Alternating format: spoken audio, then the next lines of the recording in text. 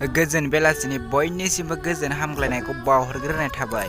लोगोफोर, नोंथांमोननि गेजेराव मोनसे गोदान भिडिअनि आपडेट लानानै फैलायबाय।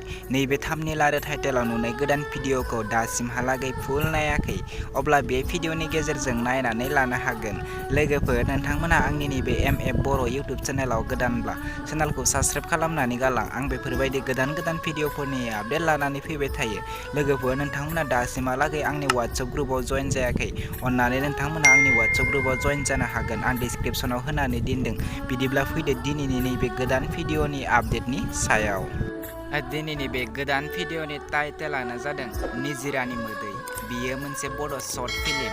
दासिमहालागै नैबे शर्ट भिडिअखौ फुल नायाखै, अब्ला बे भिडिअनि गेजेरजों नोंथांमोना जोबनायाव नायनानै लानो हागोन। नैबे भिडिअनि स्टार्टिंआनो जादों जोंसार ब्रह्म आरो सानसुलि ब्रह्म। बिथांमोना नैबे भिडिअखौ फुलै आपल'ड खालामनानै होलांबाय आरो बे भिडिअनि कास्टिंफोरानो जादों बिदिन्था मुसाहारि, दैजिरि ब्रह्म, दनसन ब्रह्म, चन्दन ब्रह्म, सोरांबिर बसुमतारी, पबनि नार्जारी, धनेस्वर, रन्जिता। बिथांमोननि नैबे भिडिअआ जोबोरैनो मोजां जादों। नैबे भिडिअनि स्क्रिप्ट डिरेक्सनानो जादों पबनि नार्जारी आरो प्रडिउसारानो जादों दनसन ब्रह्म।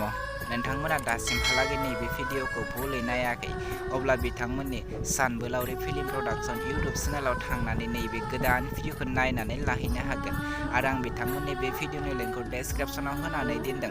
नोंथांमोना डेसक्रिपसनाव थांनानैबो नैबे गोदान भिडिअखौ नायनानै लाहैनो हागोन। लोगोफोर, दासिमहालागै बिथांमोननि नैबे चेनेलखौ साबस्क्राइब खालामाखै, अब्ला साबस्क्राइब खालामनानै गालांदो, जेन बिथांमोना बेफोरबायदि गोदान भिडिअफोरखौ थाब लानानै फैबाय थानो हायो। लोगोफोर, साबस्क्राइब खालामनानै लाइक, शेयार, कमेन्ट खालामनानै होदो। बिदिब्ला दिनैनि बे गोदान भिडिअनि गुसुं आपडेटआ बेखिनियानोसै। आंनि चेनेलखौबो साबस्क्राइब खालामनानै गालांदो।